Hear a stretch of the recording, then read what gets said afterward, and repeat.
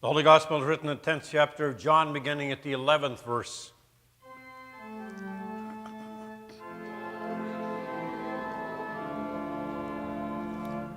Jesus said, "I am the Good Shepherd.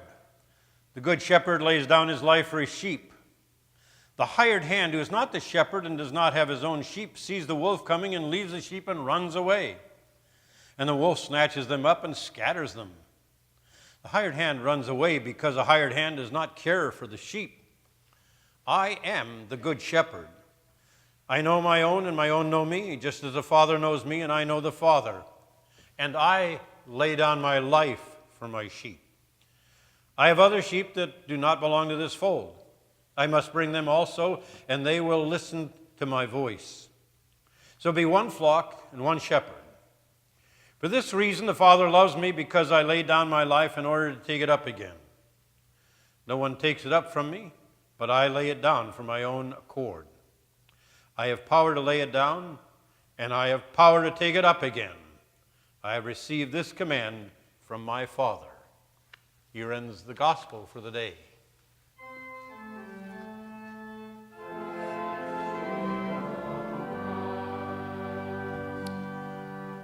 Please be seated.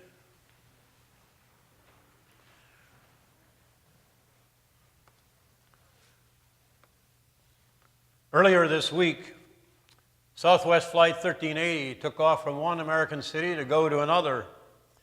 And after it had been in the air a short time, the people on board heard an explosion. One of the engines exploded. It exploded and sent shrapnel through one of the windows, where one person was seated with her seatbelt on, and she was partly sucked out of the window. There was an attempt to rescue her, to revive her, but it failed. She died. The people on board were terrified. The plane had made some real catastrophic spins, but they had very accomplished, very skilled pilots. And it reached a special landing place without any more incident, and all the other people were saved. Very quickly, the Federal Aviation Commission examined the plane and looked at its maintenance record. And they discovered that the plane had been examined just 2 days before. I believe that plane had made an exit out of Austin Airport just before that. What they found is that one of the fans had a metal fatigue, and it came off and exploded the engine, causing the death of one passenger. Now the question you start to ask is, if it had metal fatigue, didn't the maintenance people see it when they did this thorough examination that they're supposed to do? These are highly skilled mechanics. And yet, they didn't discover it. But then they had to call all the airplanes of that entire fleet in with that same engine to see if there was more metal fatigue in fans, so it would not happen again. Who is accountable for taking care of maintenance problems if it isn't the good maintenance people?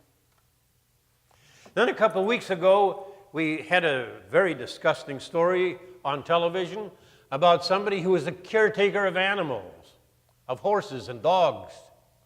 They had over 100 animals, and when they were reported by a neighbor as being cruel to the animals, the animal people came out and found out that many were dehydrated, they were underfed, they were starving to death. Some of them had sores that needed to be seen by a veterinarian, and all of the animals were taken away from that caretaker. They were entrusted, they were people that they felt they could take these animals to that would take care of them properly. And all they found was neglect. The text today, one of the texts is the 23rd Psalm, and the gospel text have to do with caretaking. They have to do with caretaking. They use the vision of the shepherd, which is kind of unfortunate because maybe some of you haven't even seen sheep. I don't know. I was on a farm for 20 years and we never had any sheep. And we certainly, as some of the people as educated in the major metropolitan areas, have never seen a sheep. We might use something more relevant. And so what might we use if we're framing this story today? We probably would use the Good Shepherd, a term that everybody was familiar in the day of Jesus. And I've selected the caretaker, the good caretaker. If Jesus was using this illustration today, he might have talked about the good mechanic who looks out for his people by really doing a thorough examination of planes or automobiles. Or he might take about the caretakers who are the nurses or the first responders or the military or whatever. It would be a different nomenclature that was used. So we learn about taking care of things very early in life, don't we? That's why I ask the children, what's the first thing that you get that you are told to take care of it? It's toys. You get toys, and it might be something that you've longed for a long time, and if it's an expensive toy, the parents will surely instruct you on how to take care of it. And they will tell you, if you don't take care of this thing, it won't run very much longer. If you take care of it, you will have a lot of fun with a long time. And then toys get more sophisticated. Now they're computers, they're phones. You got to be careful with them. You can't drop them in the water. You can't drop them in the toilet basin. You can't drop them on the ground too many times without them misfunctioning. But you also need other things that you need to work to take care of things properly. And then as you grow older, you were given an automobile, or you started driving an automobile, 15 or 16, whatever the law was at that time. And you were told about an instruction book on how to take care of the car properly. Change oil regularly. Inflate the tires to the right inflation level. And on and on. If you don't take care of this car, you're a caretaker to it. You need to take care of it, or it will not run properly anymore. And then we go from automobiles usually to pets. You were given a pet as a child. In many cases, you were given a pet, maybe more than one. And you were instructed on how to take care of it, to feed it properly, to make sure it got proper exercise, to clean it, to make sure it was sanitary. I remember instructions on taking care of the dog. What I didn't get was instructions on how to take care of the cat. And when I tried to wash the cat, I got a lesson that I really remember the rest of my life. But we have to take care of things if we want it to function properly, whether it's a machine or a living being. And then we got more sophisticated and were told that we had to take care of people. Maybe you have to run some errands for grandpa or grandma. You have to take care of somebody who is ailing. You went to a hospital or a nursing home to visit somebody who is suffering. Try to help people. You are a caretaker. The whole idea of being a caretaker is something that is infused in us very early in life. And it grows and should continue to grow as we mature. But the caretaking that Jesus was talking about not in the 23rd Psalm, that's from the Old Testament, but was Jesus talking about in the New Testament, John's Gospel, was spiritual caretaking. And as we have to take care of ourselves physically, emotionally, socially, also we have to take care of ourselves spiritually. Now here's the problem. There comes an age, and it comes very early in life, where we start to resent caretaking. Probably happens around 11 or 12th grade. Well, some people are 11 and 12 years old. Some people say it starts when the baby is born. But there is some age where we become very resentful of being watched, of being cared for. And we talk about a word that is two-edged. It's called freedom. No, I don't really have to listen to my parents or my teachers or anybody that is instructing me on how to do something or take care of something. I'll do it the way I want to. In the New Testament, the prodigal son is the poster child of somebody who wants to be free of a caretaker. He comes to his father and said, I want half the inheritance, which he's supposed to wait for until the parent dies, but I want my share now because I can take care of it. I don't want to be infused with all these rules. I want to be free.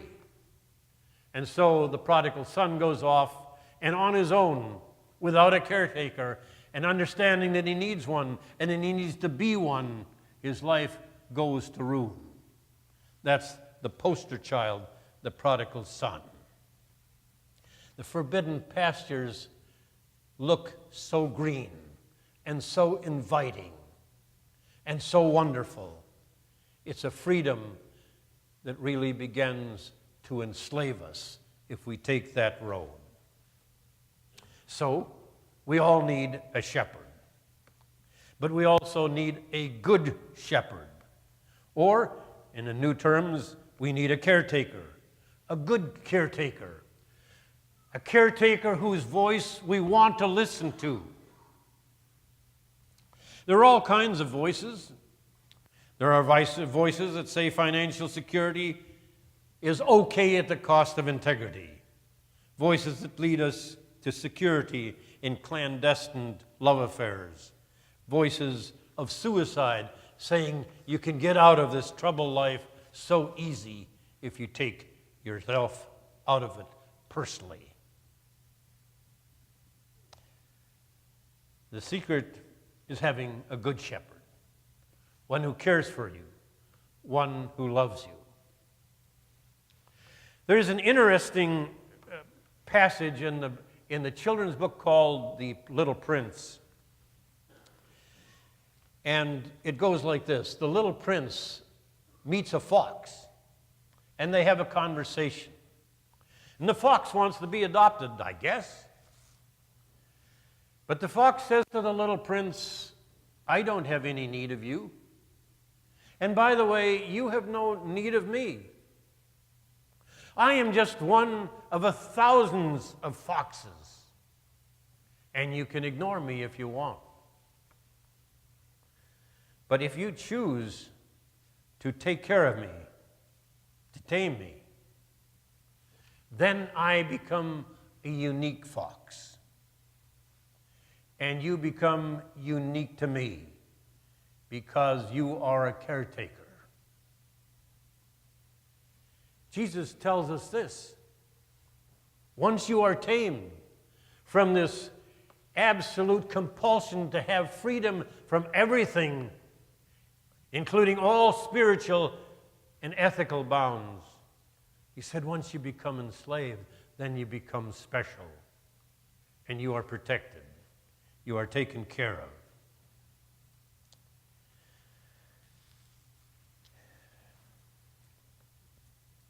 Scripture teaches us that Jesus of Nazareth tames us from our passions and keeps us safe.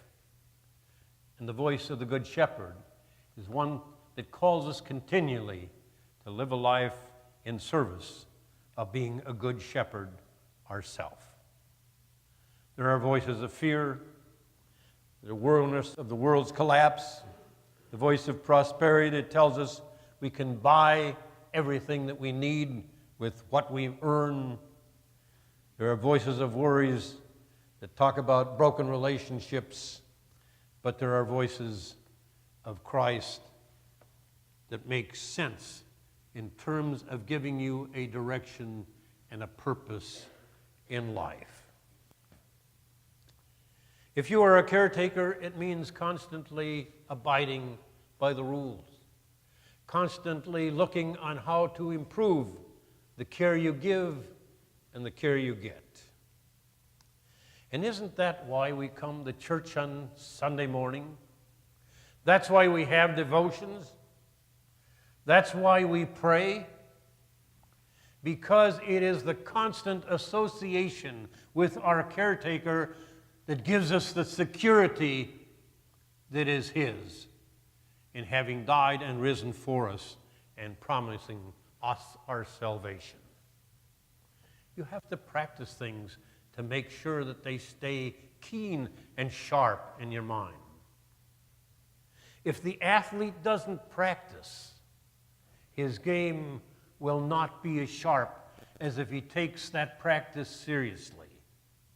The musician will not become accomplished if he only plays once a week. And the spiritual life does not grow and blossom if it is just a once a week or once a month activity. Jesus says this morning, I am the good caretaker. If you become tamed in my world, I will become special to you. And if you return this love and caring to other people, then you will also be the good shepherds. Amen. Sermon hymn, The King of Love My Shepherd is 510.